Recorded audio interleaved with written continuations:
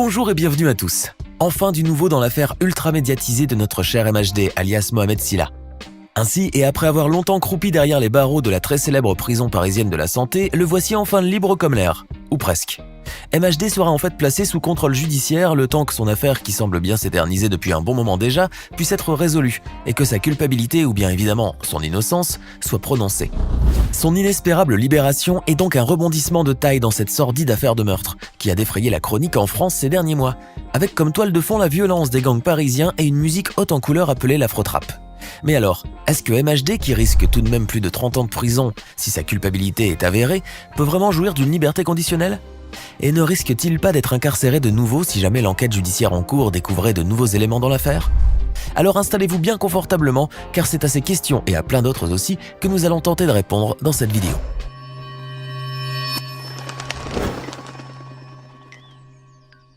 Tout le monde se pose la même question. Quelle mouche a bien pu piquer MHD pour qu'il aille se fourvoyer ainsi dans une affaire aussi sordide et brutale ? Comment un jeune musicien aussi talentueux et promu à un avenir radieux a bien pu finir derrière les barreaux avec une terrible sentence qui lui pend au cou, telle la lame d'une guillotine ? Eh bien pour le savoir, il faudrait appuyer sur le bouton retour en arrière, tout en prenant assez de recul pour bénéficier d'une large vue d'ensemble.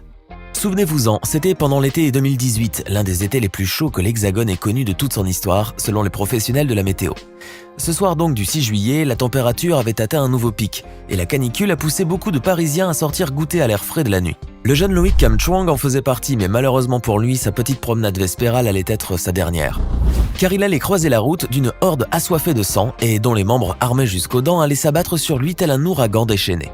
C'est le long de la rue Saint-Maur, dans le 10e arrondissement de Paris, qu'aura lieu cette malheureuse rencontre. Des pneus crissèrent, rompant le silence nocturne, et une Mercedes noire déboula à toute vitesse, percutant de plein fouet le jeune homme de 23 ans. À ce stade, tout le monde aurait pu penser à un simple accident de la route, comme on en voit de plus en plus à mesure que les gens ne respectent plus le code de la route. Mais la vérité était tout autre.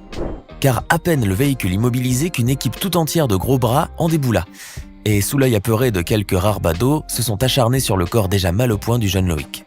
Nous allons pourtant en rester là car nous ne voulons sous aucun prétexte heurter votre sensibilité. Mais le fait est que ce fut un véritable massacre qui eut pour triste résultat le décès de Loïc Kamchwang. Ce lynchage en règle a eu quelques rares témoins, mais surtout les images insoutenables de cette lâche attaque ont été enregistrées par au moins 2 caméras de surveillance. Les preuves matérielles étant aussi flagrantes, autant dire que c'était du gâteau pour les enquêteurs de retrouver les suspects du crime. Et c'est exactement ce qu'ils ont fait, même si cela leur a pris une durée de presque 6 mois afin de mettre des noms et des identités sur des silhouettes pixelisées de vidéos de surveillance. Un travail acharné a aussi permis d'identifier la voiture utilisée pour commettre le crime, et là une grosse surprise attendait les détectives chargés de l'affaire. Il s'est avéré en effet que la Mercedes noire était au nom de MHD, l'inventeur autoproclamé de l'afro-trap et auteur du titre à succès Afro-Trap Part 3. Un hymne au Paris Saint-Germain qui a été repris en chœur par les joueurs du club parisien. Mais que venait donc faire un jeune talent promu à un merveilleux avenir dans le showbiz au milieu de toute cette sordide affaire d'agression et de meurtre de sang-froid ? Très vite, le prince de l'afro-trap est appréhendé par les forces de l'ordre et se voit inculpé pour homicide volontaire, une charge qui pourrait le condamner à pas moins de 30 ans de réclusion criminelle. Le monde du jeune rappeur parisien s'est alors écroulé tel un château de cartes et après avoir côtoyé les somptueux salons des palais présidentiels, MHD s'est retrouvé à croupir dans une geôle miteuse de la prison de la Santé. Le jeune rappeur aura beau clamer haut et fort son innocence, mais les preuves étaient entre-temps devenues plus qu'accablantes. Et finalement, les enquêteurs avaient pu établir un lien entre lui et le crime commis sur le jeune Loïc. MHD aurait ainsi bel et bien participé à ce lynchage en règle et aurait même frappé Loïc plusieurs fois avant de prendre la poudre d'escampette. L'enquête a donc formellement identifié MHD comme l'un des auteurs présumés de l'attaque et pour cette raison, sa mise en examen a été prolongée de 6 mois alors qu'il avait déjà passé une longue année bien éprouvante derrière les murs humides de sa cellule. En effet, les conditions de détention ne sont plus qu'elles étaient à la prison de la Santé, qui autrefois était connue pour héberger une aile VIP pour assurer luxe et confort à ses riches et célèbres pensionnaires. Une aile qui a complètement disparu depuis la rénovation de l'établissement pénitentiaire et qui fut remplacée par un banal quartier des personnalités vulnérables appelé QPV, qui ne ressemble en rien à son somptueux prédécesseur. MHD a donc subi les affres de la détention pendant 12 longs mois avant que la décision de la justice de prolonger sa mise en examen de 6 mois supplémentaires ne lui tombe sur la tête comme un véritable coup de massue. Complètement abasourdi par cette nouvelle, alors qu'il se rêvait déjà à l'extérieur, le jeune prince de l'afro-trap n'allait pourtant pas baisser les bras, et quelques semaines seulement après cette décision judiciaire, ses avocats demandaient sa libération sous bracelet électronique. Cette mesure pour une assignation à domicile avec le port d'un bracelet mouchard à la cheville aurait été en effet beaucoup moins contraignante pour MHD. Ce dernier aurait pu ainsi rejoindre son domicile parisien tout en étant placé sous le contrôle de la justice, tandis que celle-ci aurait pu libérer une place dans un établissement pénitentiaire de plus en plus surchargé. Mais encore une fois, Mohamed Sylla allait être sacrément ébranlé par la décision du juge chargé de l'affaire, qui a estimé que les faits reprochés au jeune rappeur étaient trop graves pour qu'il puisse bénéficier d'une telle procédure. Sa demande d'assignation à résidence avec le port d'un bracelet électronique au pied a donc été rejetée par la justice. Et comme un malheur ne vient jamais seul, quelques semaines plus tard, le monde entier sombrait dans la pandémie du coronavirus. MHD se retrouvait ainsi toujours derrière les barreaux, mais cette fois avec une épée de Damoclès au-dessus de sa tête, étant donné que les endroits confinés, comme les prisons, sont de véritables pépinières à virus. Le prince de l'afro-trap courait ainsi le risque de se faire contaminer par le Covid-19, d'autant plus que de plus en plus de rumeurs se propageaient dans les médias, faisant état de nombreux cas présumés au sein de la population carcérale française.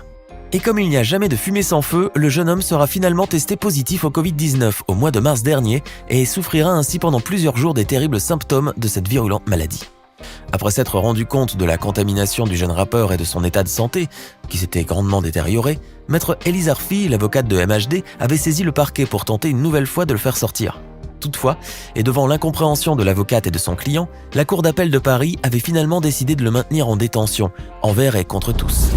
Une décision choquante selon l'avocate, d'autant plus que MHD possédait toutes les garanties de représentation et avait une mesure d'éloignement.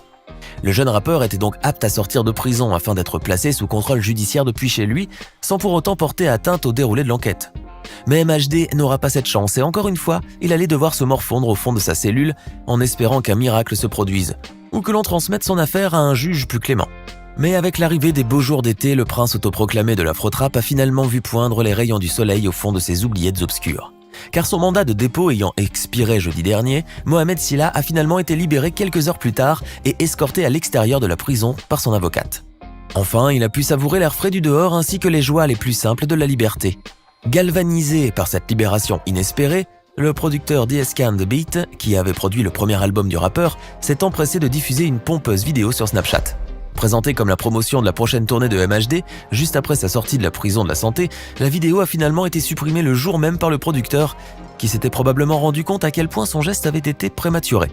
En effet, si MHD est aujourd'hui libre, rien ne prouve qu'il le restera toujours, puisque sa libération ne fait suite finalement qu'à une expiration de la validité de son mandat de dépôt. Le jeune artiste pourrait en effet retourner en détention très prochainement puisque la Cour d'appel de Paris doit examiner dans quelques jours l'appel formé par le parquet de Paris contre sa libération et son placement sous contrôle judiciaire. Le parquet avait en effet annoncé son intention de faire appel contre l'ordonnance du 7 juillet et souhaitait ainsi remettre plus tôt MHD derrière les barreaux. Si la Cour d'appel de Paris devait infirmer cette ordonnance prise par un juge des libertés et de la détention, un nouveau mandat de dépôt pourrait être prononcé contre l'artiste, ce qui le ramènera alors tout droit vers la case prison. Il est donc clair qu'au regard de la justice, MHD n'est pas considéré comme innocent et donc n'est absolument pas encore tiré d'affaire. Alors si ce cher MHD nous regarde en ce moment, nous ne pouvons que lui conseiller de bien se tenir à carreau et de faire le moins de bruit possible. En tout cas, tant qu'il n'est pas encore tiré d'affaire.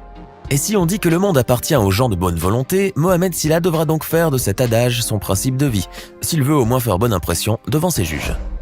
Alors que pensez-vous de l'inespérable libération de MHD ? Pensez-vous qu'elle durera assez longtemps pour le revoir monter sur scène et tourner définitivement la page de ce chapitre des malheurs ? Donnez-nous votre sentiment dans les commentaires.